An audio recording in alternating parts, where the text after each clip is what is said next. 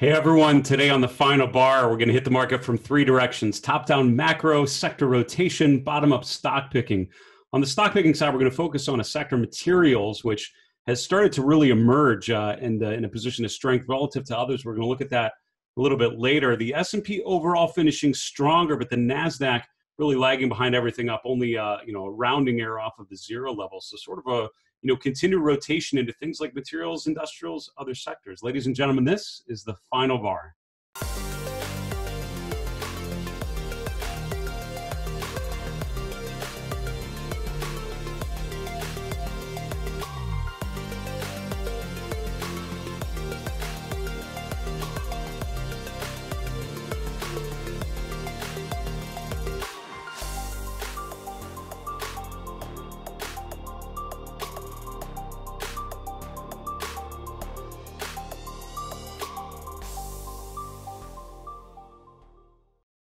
Hello, everyone. Welcome to the final bar. I'm your host, Dave Keller. I'm the chief market strategist here at StockCharts.com in a sunny Redmond, Washington. Thanks for joining us every weekday after the close as we look at these markets through the charts, through the message that the markets provide themselves. There's so much speculation now, so many potential headwinds and tailwinds. We've got the elections, we've got earnings, we have the Fed, we have the year end, we have all these things sort of mixed together in a pot. At the end of the day, the question is, where are the markets headed? And as we've talked about many times, right, the goal of the technically oriented investor, the trend follower, is three steps. Number one, identify the trends. Number two, follow those trends.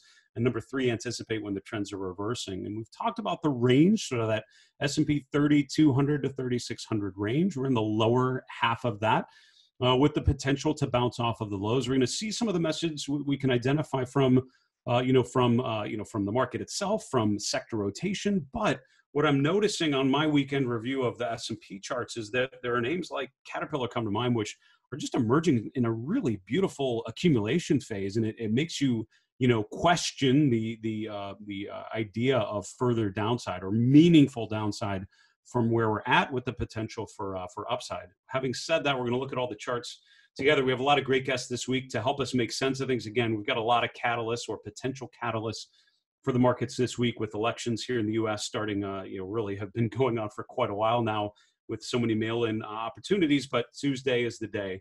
So joining us on the show tomorrow, Julius DeKempener, going to give us a good sector look. And as I mentioned, there's some really interesting sector themes with, things like tech, communication services potentially rotating away, things like industrials, materials emerging. Interested to hear what Julius has to think about that going into year end. On Wednesday, Frank Capillari from Instanet coming back on the show. And then on Thursday, Mark Ungewitter from Charter Trust coming back on the show as well. So three solid guests this week. I'm really excited. Again, in a period like this, with so much uncertainty, with so much potential for the market to move meaningfully on any given day, it's really helpful to have some tried and true strategists giving their words of wisdom. Let's get to our market recap. So as we've mentioned, on Monday, we hit the market from three directions. Let's start with the top-down macro point of view. We're going to look at sort of the big picture themes, and then we'll get into sectors and stocks along the way here. So overall, the S&P finishing around 3310, and it rallied pretty good going into the afternoon, sort of bottomed out around 2 p.m. Eastern. And so finishing really right around the open, and that was up about 1.25%. From Friday's close. Small caps and mid caps up even more. So you certainly had small caps driving the way higher, finishing at the highs of the day. So from a sort of risk on versus risk off again for one day, that's a pretty nice message of accumulation just on the trading day. I mentioned the NASDAQ sort of lagging behind. This is the NASDAQ 100 up 0.3%, we'll call it, and the VIX a little lower. Let's look at some other asset classes very quickly, then we'll dig into the charts. Bonds stronger today, 0.75%, with the TLT around 158.50, and 10-year yields obviously a little lower because of that. And the energy side, oil, the big story, with oil up 4% in the form of the USO, the energy sector number one, followed by materials, both up over 3%. So commodities as a whole finished pretty strong, but gold and silver, precious metals, others did pretty well also. Let's focus on some of the charts here. So when we're looking at, two things we'll talk about. Number one, on Friday's show, and if you missed it, certainly encourage you to go back there. Friday in our Wrap the Week segment, we talked about the market trend model, which is something I update every Friday after the close, and it focuses on the short-term, medium-term, long-term trend. And long story short, both the short-term and the medium-term models are both bearish now. They both switched in the last couple of weeks. Actually both last week, the medium-term model had been bullish since early May, and the last sell signal was the February high. And again, let's be clear. When there's a sell signal, it doesn't mean necessarily you would replicate that, although that is, of course, certainly possible. But what it does just tell you is it's a trend-following signal. So it tells you the medium-term trend has been negative, which is about what it feels like when we're at the lower end of this range from 3,200 to 3,600 on the S&P. The long-term model is still very much positive, and that's about right. We're only a couple hundred points from the all-time highs. That seems about right. That the long-term model should be positive, medium-term, short-term negative. These can both obviously turn higher if we get some further accumulation. And so far this week, starting off with a little less pain, gapping up from or moving higher from Friday's close. Looking at the daily chart, this is the range-bound environment we've been talking about, and as we've mentioned, 3,200 to 3,600, I think, is the clear range here. As I've also said, I feel just as comfortable now about this range from 3,200 to 3,600 as I did when we were back here. It felt like the opportunity for the market could go materially higher than 3,600 was pretty low. Just like I feel like the opportunity or the potential for the market to go meaningfully lower than 3,200 is relatively low as well. Both of those are certainly possibilities. The S&P could close the year at 3,800. It could get down to 2,700. I mean, those are all possible paths. But if you think about probability, the fact that in the upper end you had all these signs of divergences, at the lower end you get charts starting to improve and look like buyers are coming in and buying on the dips. It's hard to think it would go meaningfully lower. Now, again, the point of a range-bound market is you have clear guide rails, right? You have 3,600 on the upside, you have 3,200 on the downside. If one of those would break, I think the further move in that, whatever direction of the breakout is, I think the further move is certainly a very high potential. So it seems a low probability if we break 3,200, I could see a scenario where we go much lower than that. And I think you have to start really thinking about downside potential and where you might see opportunity and where you might want to be lightening up on, on the long side, preparing for that sort of move, depending on your time frame. Same thing, if we get back to the upper end, it's all about looking at the characteristics as we get back there. So it'll be interesting to see again what's happening now is you have sort of a consolidation pattern of sorts where so far you're getting lower highs and a potential higher low here. But again, it's too early to say what that actually is. Of course, this is going to come down to the wire, I think, with elections this week and how things start to resolve. I would guess if there's a clear winner declared tomorrow, you could see a scenario where the market starts to price in that future path. Right now, it's unknown, and so the more uncertainty that is, markets don't tend to rally on uncertainty. They tend to come off a little bit. So you'd expect it to sort of drift lower, and that if something's undecided or unclear. The TLT, right? Let's look at some other asset classes very quickly, and then we're going to get to sectors and stocks here in a minute. With bond prices certainly in a short-term downtrend and arguably in a longer-term downtrend as well, there's been a clear pattern with the TLT of lower highs and lower lows. So this sort of traditional pattern, especially in the short term, you have this stepwise motion lower and lower. In the tactical time frame, I would say a couple of things. On the longer-term time frame, the fact that we've broken down through the 200-day moving average for the first time in a couple of years is certainly not positive. And if you look at the RSI for the TLT, it's been sort of below 60 since back here in August. So since that peak there, it's really been in a downtrend. That gap lower took the RSI below 50. We really remained in a bearish range. So overall, I'm not seeing anything on here suggesting an upturn yet. You would need to get back above the 200-day. You'd need to get back above the 38.2% retracement level, which served as resistance recently, and it plays off of previous support to feel any better about that. We certainly haven't seen it yet. Very quickly on another chart or two, just talking about the macro themes. Gold really is sideways. The RSI is pretty close to 50, and the trend has essentially been non-existent. This is, since the sell-off into the late September low, this has been a sideways chart. And what's good about that is you're in a holding pattern, and the price either breaks below the lower end or breaks above the upper end. And I would say after a period of lower volatility, which is what we've seen, you would most likely see a breakout. And whichever way we break out of this short-term range, I wouldn't be surprised if we continue further in that direction. That's a John Bollinger thesis from, his whole idea of increasing and decreasing volatility. We've been in a lower volatility environment for gold, which means you are preparing for an increase in volatility, and you look for the direction of the breakout, and that would tell you where we may be headed. No clear signal just yet. That is our market recap for today. And again, overall, stocks rallying a bit. We're going to get into some of the other themes here as we go through and talk about sectors and stocks, but also seeing, I would say overall, if you look at the charts, while the market trend model has turned negative on the S&P, overall, it's really a holding pattern. The S&P, if you think about it in a broad sideways trend, gold in a sideways trend, bonds may be the one that's given a clear signal of a downtrend. But again, overall, we're still in the range we were back in March. So again, I think a lot of things sort of waiting to see how this week unfolds, and we'll certainly follow the charts as they do. Our next segment is called Sector Setups. This is where we focus on the 11 S&P sectors and the message we can get from different ways of teasing out the visuals. We're going to start with the relative rotation graph. As a reminder, if you're not familiar with the RRG and what it represents, my friend Julius DeKempener, who's going to be on the show tomorrow, as I mentioned, does a great job explaining this on his show called Sector Spotlight. Check out our YouTube channel if you've missed, if you want to get a sense of how a master uses this visualization. He created it years ago, and I've followed it for a number of years. Starting on the weekly RRG, which is a longer term view of how the 11 sectors are rotating around the S&P. I think the most interesting thing I'm seeing is the fact that technology and consumer discretionary, which have been the two strongest sectors for the longest time, are both in the weakening quadrant and both heading southwest, the direction of deterioration. The two strongest sectors, I think, in terms of the setup and where they're at, are now materials and industrials. And we're going to look at those two sectors here in a minute, but I'm not surprised when I'm reviewing the S&P 500 and looking for interesting, actionable charts. I'm finding a lot in these two sectors, and certainly within consumer discretionary. Absolutely, there are plenty of charts in all of these sectors that are compelling. But I think it's interesting to see how many more I'm seeing there than we may have previously, as tech really sort of overwhelmed and started to improve again.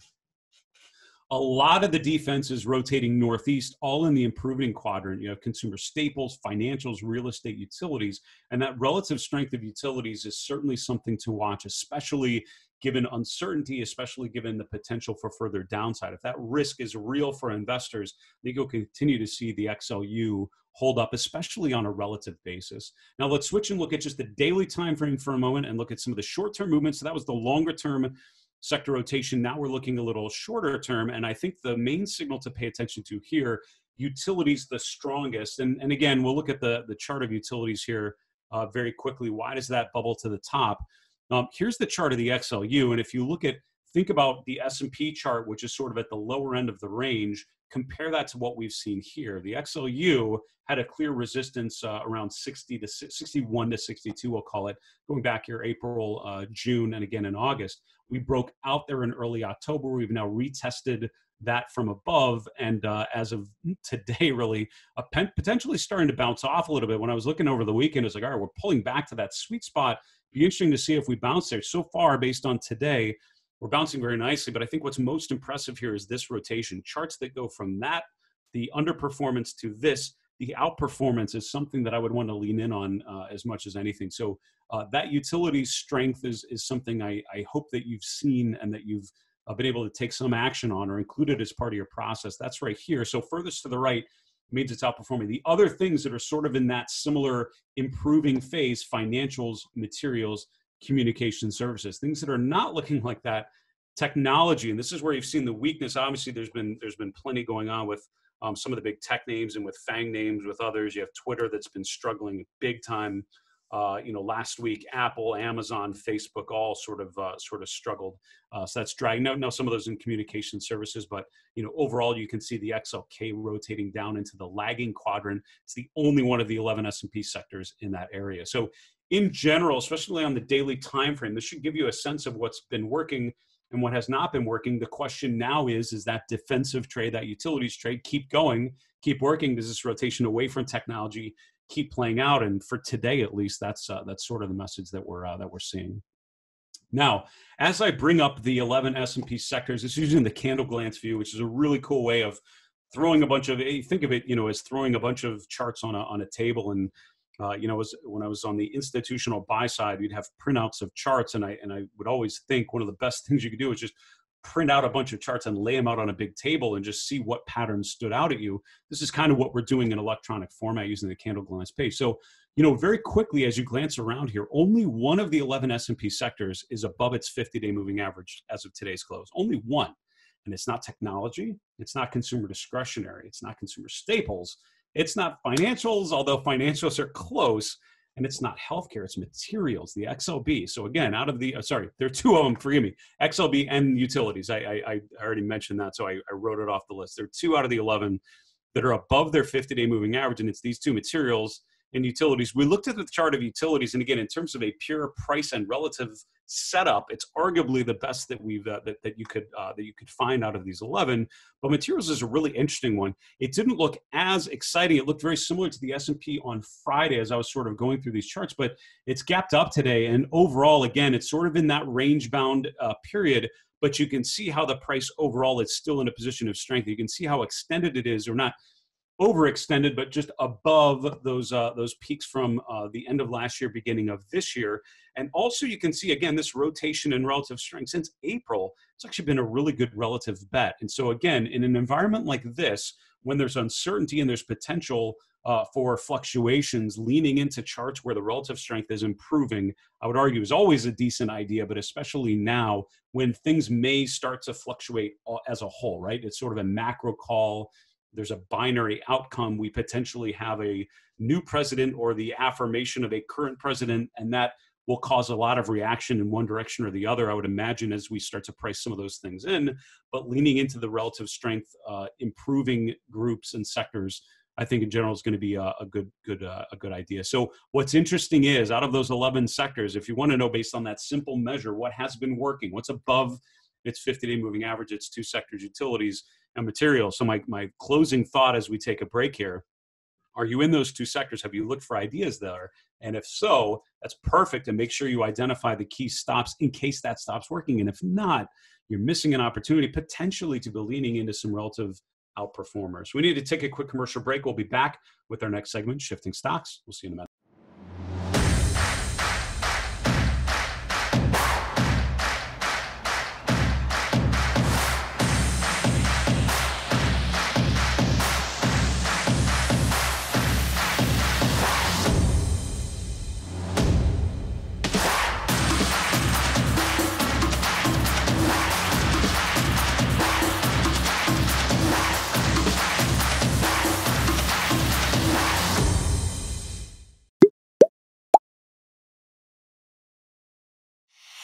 Hey everyone, welcome back to the Final Bar. This is Dave Keller here at StockCharts.com. As a reminder, we love to hear from you, in particular questions you're running into as you are analyzing your charts, as you're listening to other providers, other commentators. What are you trying to analyze, and what questions are coming up along the way naturally?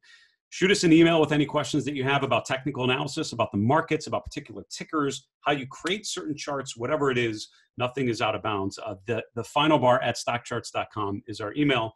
On Twitter at FinalBarSCTV, or on our YouTube channel, just put a comment below your video and we'll capture all of those, and we'll do another mailbag segment on Tuesday of this week.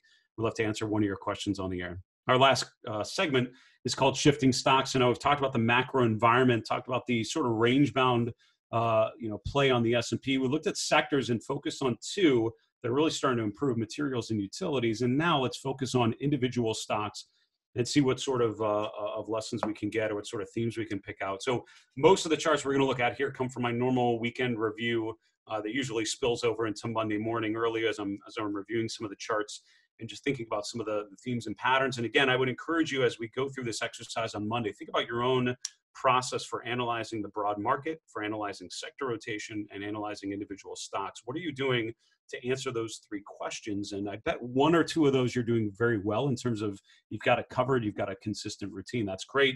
I bet 1 or 2 of those you could probably upgrade a little bit. What's one thing you could do this week to improve your ability to identify stocks or to analyze the macro environment, or whatever one you want to focus on?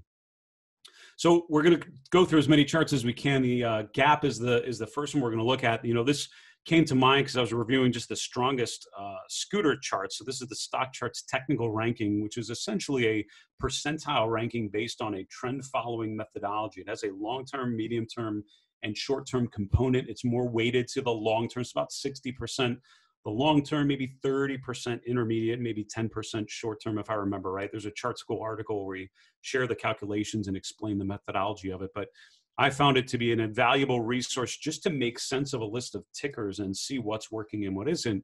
Gap is the second out of our entire large cap universe. L Brands, if I remember right, is still number one. Gap and L Brands have fluctuated there back and forth. I think L Brands took it over here at the end of the day.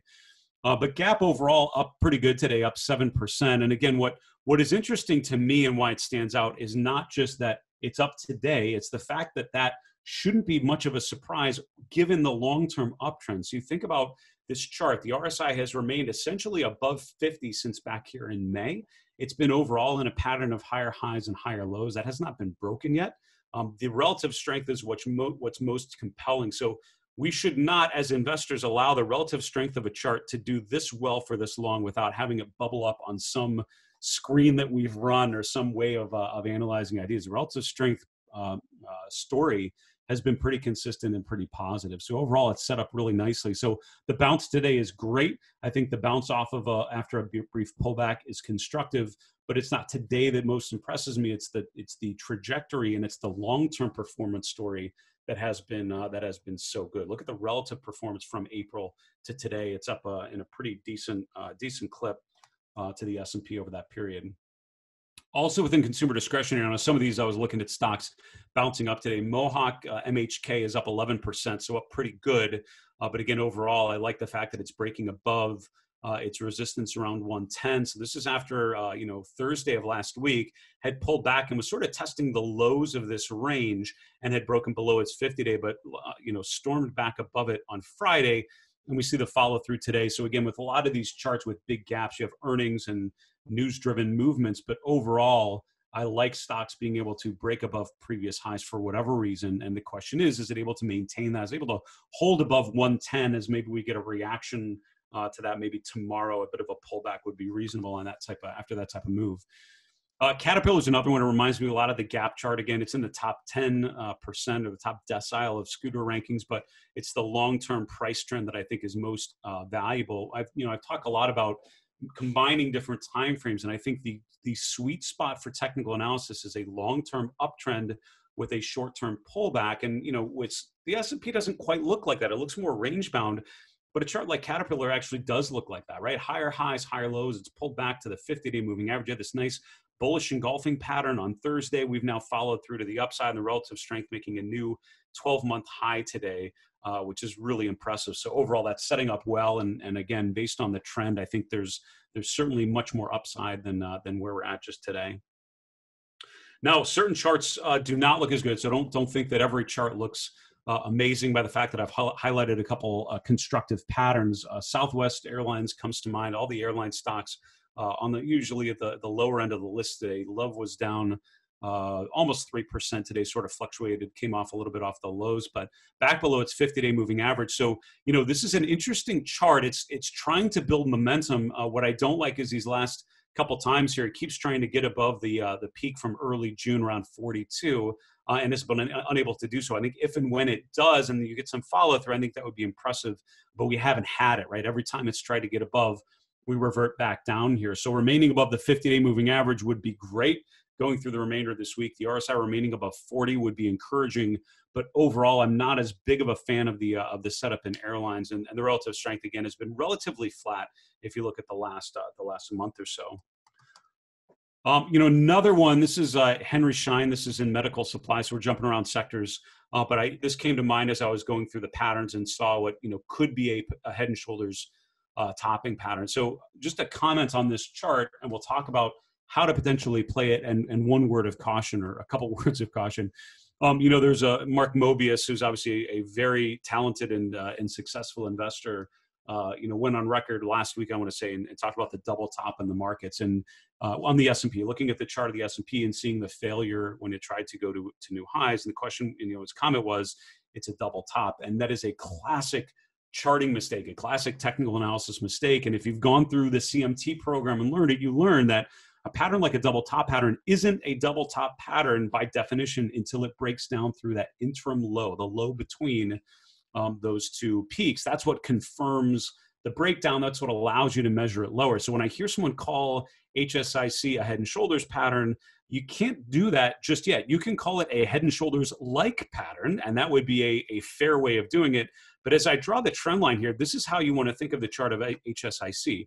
It is looking to be a potential head and shoulders pattern by the fact that you have a high surrounded by two lower highs, and you can see that clear head and two shoulders type of pattern. But it is not a confirmed head and shoulders pattern. You can't call it that and actually use that to determine anything until you break down through the neckline, which is the low connected by those two interim lows. So you connect the low from July, you connect the low from late September. That would be here. So it has to get below 58 or so to validate that head and shoulders top. And the way you traditionally measure that is take this trend here, which is sort of this guy, and I'm totally just fudging this for simplicity and speed, and you'd subtract that from the low, and all of a sudden we measure down to the previous low. So it's the height of the pattern, and you subtract that from the breakdown level. So here's the thing. It is not a head and shoulders until you break the neckline, and when you do, the minimum downside objective would be a return to the previous low. So HSIC, certainly not my favorite chart, and not just for the head and shoulders pattern. It's the fact that we became overbought just like we did a number of times. We've come off there.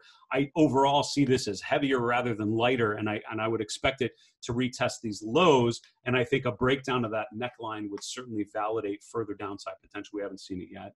We only have a quick minute. I just wanted to tear through a couple charts within the material sectors I mentioned. That was one that's emerged very well. So I want to highlight some of the stocks that are setting up really nicely. Freeport-McMoRan is one we've talked about. It's one of the top 10 stocks in our scooter rankings, making a new 12-month relative high again today. Mosaic is another one, and look at, again, the pretty positive setup here. Overall rotating back higher. It's back above its 50-day. A break above 20 would certainly open the way to much further highs. A couple of these are in the specialty chemical group. Mosaic is one. Albemarle is another one, sort of rotating higher. These are the top-ranked scooter stocks within the group, by the way.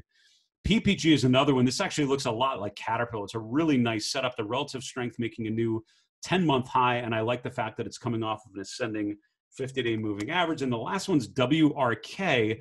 What I like about this one is just a classic uptrend, higher highs, higher lows. We potentially made a higher low here. And even on a short-term time frame, a swing low, 36.50 down to 36, which would be the 50-day, and you have upside to 42 plus. I kind of like that setup overall. So some really interesting emerging strength and established strength within materials. If you haven't been screening there for ideas, I'd encourage you to take a look at there, as well as utilities, which has been pretty good long-term performance story. We need to wrap the show. 3 charts in 3 minutes. It's going to be 1 minute, and here we go. Chart number 1 is the Dow Jones Industrial Average, $INDU. You know from watching the show, hopefully, I very rarely refer to this for any sort of investment insight because it's just not a great benchmark to use. The S&P is much better, and the NASDAQ 100 and others, but it gets a lot of media. And I think the Dow breaking down through its September lows, even though I would use the S&P as the gauge of what the market, quote unquote, is doing, the Dow breaking down would certainly get headlines. The Dow back below its 200-day moving average would get some major league headlines as well. And I think that's what would make retail individual investors less comfortable. It's coming off of an oversold reading a couple days ago, but I think a rotation lower below the 200-day would be the signal to watch for. Having said that, Dow Theory is something I've used for a while, and on a closing basis, it's worth noting that both of these last week dipped below their September swing lows. They bounced back above them today, but I think a break back below there, and if we remain below those September lows, go through the remainder of the week, that would be a key sell signal from Dow Theory, and one that we haven't had in quite a long time. Finally, Caterpillar, we talked about some of the charts out there, and again, I would remind you that regardless of uncertainty for the overall market and macro environment, regardless of headwinds and tailwinds, elections, the Fed, seasonal trends, coronavirus and the economic impact, all of that, there are usually really good charts out there, and there are usually really bad charts out there. And I think the trick is identifying those good charts, and setups like this with an uptrend and a pullback to an ascending 50-day moving average, a nice bounce off of that. Overall, that's a pattern I tend to like to expect to go further. That's our show for today. Thank you so much for joining us. Wish you all very well as we go through an uncertain weekend and a week in an uncertain time. As a reminder, get your questions in via email, thefinalbar@stockcharts.com. Hope to answer them on the show tomorrow. For StockCharts.com in Redmond, Washington, I'm Dave Keller. Be safe. Have a good night. Hey, Grayson Rose here with StockCharts. Thank you so much for watching. I hope you enjoyed that video. If you did, consider giving it a like down below, maybe leave us a comment, and if you're new to the channel, you can subscribe at the link up above. We're gonna bring you daily content from an incredible collection of technical analysts and financial experts.